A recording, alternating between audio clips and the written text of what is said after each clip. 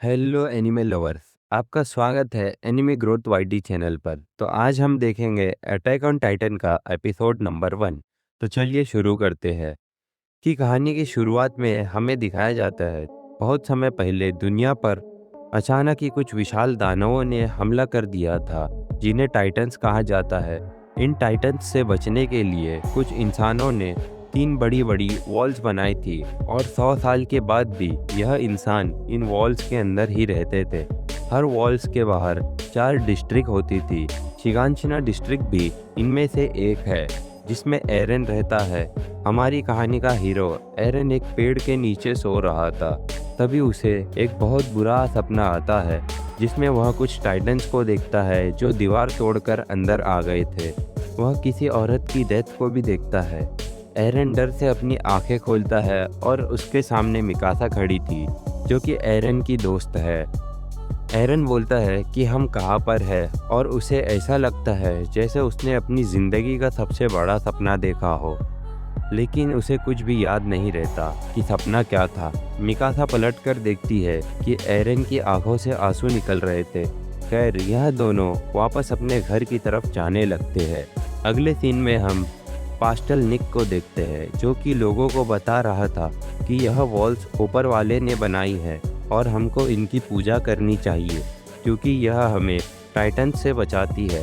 असल में वॉल्स के अंदर ऑर्डर ऑफ द वॉल्स नाम का रिवीजन है और पास्टल निक भी उसका ही एक भक्त है। खैर, एरन मिकासा से कहता है कि वह यह बात किसी को न बताए कि वह रो रहा था। तभी इनके सामने हानस आ जाता है, जो कि इनका फैमिली फ्रेंड है, और एक सोल्जर भी, जो कि वॉल्स के अंदर रहकर उनकी देखभाल करता है। इन्हें गैरिसन रेजिमेंट कहा जाता है। एरन देखता है कि हानस और उसके दोस्त शराब के नशे में डूबे हुए थे, जो देखकर एरन गुस्से में आ जाता है, क्योंकि अगर टाइटन्स वॉल्स के अंदर आ गए तो यह लोग उनसे लड़ेंगे कैसे। हानस एरन को समझाता है कि पिछले 100 सालों में टाइटन्स इस वॉल्स को खरोच भी नहीं मार पाए हैं, तो इसे तोड़ना तो बहुत दूर की बात है। और वैसे भी यह वॉल्स 50 मीटर ऊंची है।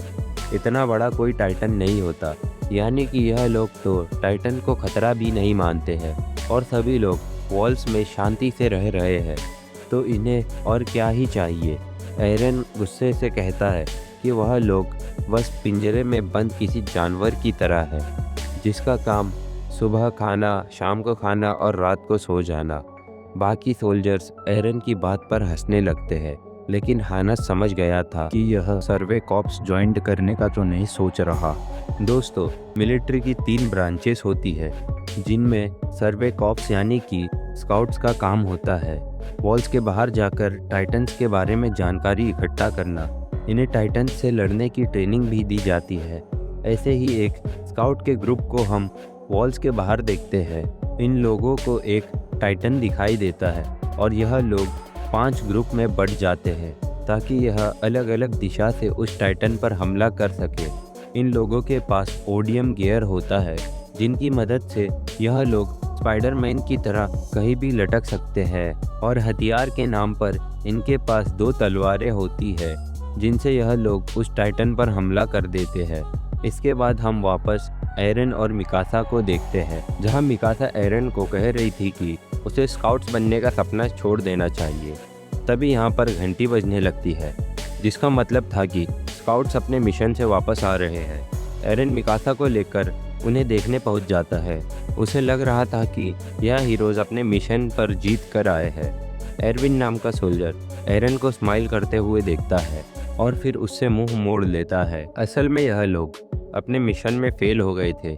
लोग बात कर रहे हैं कि यह तो बहुत सारे बाहर गए थे और आए बस इतने ही, उसमें से भी आधे लोग घायल थे। अब एक बूढ़ी अम्मा अपने बेटे मोसेस को ढूंढते हुए सामने आती है और पूछती है कि उसका बेटा कहाँ पर है। उसके हाथ में एक कपड़ा थमाया जाता है, जिसके अंदर उसके बेटे मोसेस का हाथ कटा हुआ था, यानी कि उसका बाकी शरीर टाइटन ने खा गया था। यह लोग सिर्फ उसका हाथ ही वापस ला सके। मोसेस की माँ अपने बेटे की मौत की खबर सुनकर रोने लगती है और कमांडर किथ से पूछती है कि इसका बेटा कुछ काम तो आया ना, बोलो कि उसका बेटा एक बहादुर सिपाही था। और उसके बलिदान ने इंसानियत के लिए कुछ किया है। यह सुनकर कमांडर किड कुछ देर के लिए चुप रह जाता है और फिर बोलता है कि उसका बेटा बहुत बहादुर था, लेकिन उसके बलिदान से इन्हें कुछ भी हासिल नहीं हुआ। इस मिशन में इन्हें कोई जानकारी नहीं मिली जो इनके काम आ सके। उनके पास कुछ नहीं है और मोसेस की तरह बाकी सिपाही भी बेवजह ही मारे गए। इसके बाद स्काउट्स यहाँ से चले जाते हैं और भीड़ में से एक आदमी बोलता है कि हमारे टैक्स का पैसा इन लोगों पर फालतू ही बर्बाद किया जा रहा है।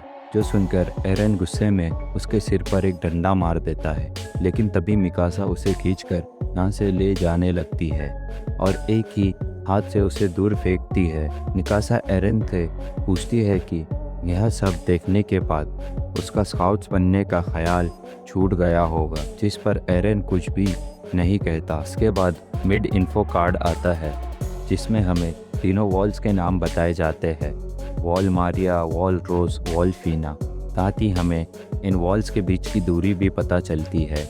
वॉल मारिया से वॉल रोज की दूरी 100 किलोमीटर है, वॉल रोज से वॉल शीना की दूरी 130 किलोमीटर दूर है और वॉल शीना से राजधानी की दूरी 250 किलोमीटर दूर है। खैर, एरन और मिकासा अपने घर लौट जाते हैं, जहां हम एरन की मदर कार्ला और उसके फादर गिरीश को देखते हैं। मिकासा के पेरेंट्स मर चुके हैं, इसलिए वह भी इनके साथ ही रहती है। इसके बाद एरन और मिकासा खाना खाने बैठ जाते हैं। गिरीश बताता है कि वह कुछ मेडिकल काम से शीना वॉल के अंदर जा रहा है और उसे वापस आने में 2-3 दिन लगेंगे। अब मिकासा इनको बता देती है कि एरन सर्वे कॉर्प्स ज्वाइन करने का सोच रहा है।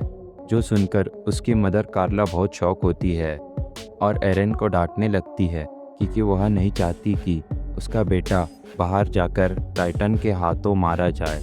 वहीं गिरीश यह सुनकर उतना नहीं चौंकता क्योंकि उसे पहले से ही पता है कि एरन क्या करने वाला है। वह एरन से कहता है कि वॉल्स के बाहर क्यों जाना है, बाहर की दुनिया बहुत ज़्यादा बुरी है। लेकिन एरन गुस्से में कहता है कि वो वॉल्स के अंदर इस तरह गुलामी की ज़िंदगी नहीं जीना चाहता, भले ही बाहर कितना भी खतरा हो। अगर उन्होंने हार मान ली तो उन सब सोल्जर्स के बलिदान का क्या होगा। यह सुनकर ग्रीश यहाँ से जाने लगता है। कार्ला उससे कहती है कि अपने बेटे का कुछ समझाओ, लेकिन ग्रीश जानता था कि एरन तो अपने बाप की भी नहीं सुनेगा। इसके बाद ग्रीश एरन से कहता है कि वह जब वापस आएगा घर में जो बेसमेंट है उसका सीक्रेट बताएगा और वह उसे बेसमेंट की चाबी भी दिखाता है। जो सुनकर एरन बहुत ज़्यादा खुश हो जाता है और दोस्तों, यह चाबी बहुत ज़्यादा इम्पोर्टेंट है। खैर, इसके बाद ग्रीश यहाँ से चला जाता है। कार्ला एरन को समझाती है कि उसे सर्वे कॉर्प्स ज्वाइन करने का ख्याल छोड़ देना चाहिए क्योंकि कोई मूर्ख ही ऐसा करेगा, जिस पर एरन कहता है कि भेड़ बकरियों की तरह कैद में रहने वाले लोग ज़्यादा बड़े मूर्ख होते हैं और वह गुस्से से यहाँ से भाग जाता है।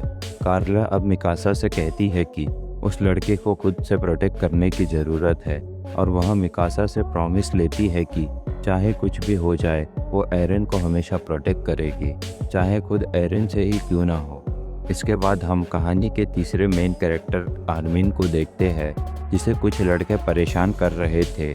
तभी एरन इनकी तरफ भागते हुए आता है और यह तीनों उससे लड़ने के लिए तैयार हो जाते हैं, लेकिन फिर उन्हें एरन के पीछे मिकासा दिखाई देती है, जिससे डरकर यह तीनों यहाँ से भाग जाते हैं क्योंकि मिकासा ने पहले भी इनकी पिटाई की है। अब एरन को लगता है कि वह तीनों उसे देखकर भाग गए, लेकिन आर्मिन जानता था कि वह तीनों एरन को नहीं मिकासा को देखकर भागे हैं। एरन अब आर्मिन को उठाने के लिए हाथ देने लगता है, लेकिन आर्मिन कहता है कि वह खुद ही खड़ा हो जाएगा। इसके बाद यह तीनों एक नदी के पास जाकर बैठ जाते हैं, जहां आर्मिन बताता है कि इंसानों का फ्यूचर वॉल्स के अंदर नहीं बल्कि बाहर है। यह बात उन लड़कों ने सुन ली थी और वह इसे पीटने लगे। जो सुनकर एरन को गुस्सा आ जाता है कि वॉल्स के बाहर जाने की बात सुन लोग इतना डर क्यों जाते हैं। आर्मिन कहता है कि वॉल्स के अंदर यह लोग 100 सालों से शांति से रह रहे हैं, तो कोई फालतू में वॉल्स के बाहर जाने की मेहनत क्यों ही करेगा, बल्कि वॉल्स के बाहर जाने की बात करना भी कानून के खिलाफ है। अब यहाँ की गवर्नमेंट ने ऐसा कानून क्यों बनाया, यह हमें आगे पता चलेगा।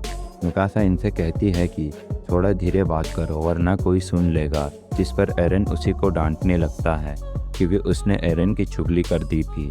अब आर्मिन कहता है कि यह वॉल्स हमें हमेशा तो बचा नहीं सकती। खैर, हम देखते हैं कि वॉल्स के अंदर कितनी शांति है। बच्चे मज़े से खेल रहे थे और लोग काफ़ी खुश थे, लेकिन यह तूफान से पहले वाला सन्नाटा है। अचानक ये वॉल्स के बाहर एक बिजली चमकती है, जिससे यहाँ भूकंप सा आ जाता है। तभी लोग वॉल्स की तरफ देखने लगते हैं कि धमाका आखिर क्या था। तभी वॉल्स के ऊपर इन्हें एक टाइटन का हाथ और सिर दिखाई देता है, जो देख किसी को यकीन नहीं होता कि वॉल्स से भी बड़ा टाइटन हो सकता है। इस टाइटन का नाम कोलोसल टाइटन है। यह टाइटन अब इस वॉल्स के दरवाजे पर जोरदार लात मारता है, जिससे ढेर सारा मलबा उड़कर लोगों पर गिरने लगता है और कई सारे घर भी टूट जाते हैं। इस टाइटन ने लात मारकर दीवार के अंदर एक बड़ा छेद कर दिया था और फिर वह कोलोसल टाइटन कहीं गायब हो जाता था। फिर उस छेद में से ढेर सारे नॉर्मल टाइटन अंदर आने लगते हैं। लोग इनसे डरकर भागते हैं।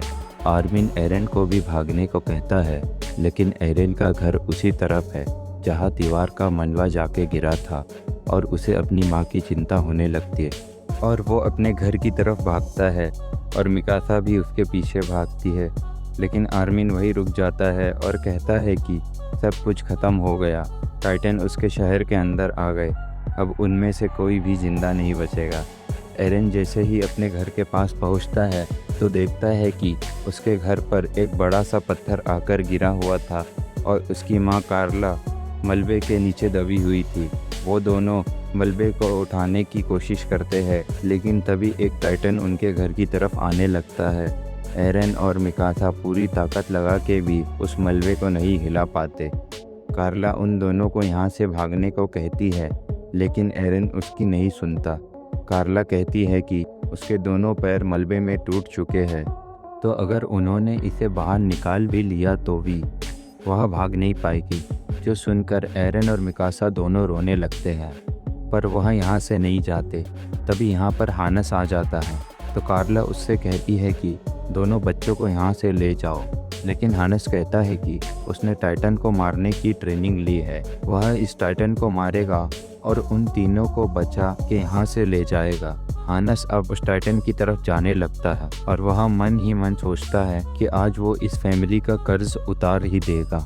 लेकिन जैसे ही उसके सामने एक टाइटन आता है तो हानस रुक जाता है। उसने अपनी ज़िंदगी में पहली बार किसी टाइटन को इतने करीब से देखा था और वह इसे देखकर पूरी तरह से डर जाता है। और इस टाइटन को हम सब स्माइलिंग टाइटन के नाम से जानते हैं। और हानस अपनी तलवार वापस रखता है और एरन और मिकासा को उठाकर यहाँ से जाने लगता है, जिसके लिए कार्ला उसे थैंक यू बोलती है। कार्ला दोनों को चिल्लाकर कहती है कि वो उनसे बहुत प्यार करती है और उन दोनों को जिंदा रहना होगा।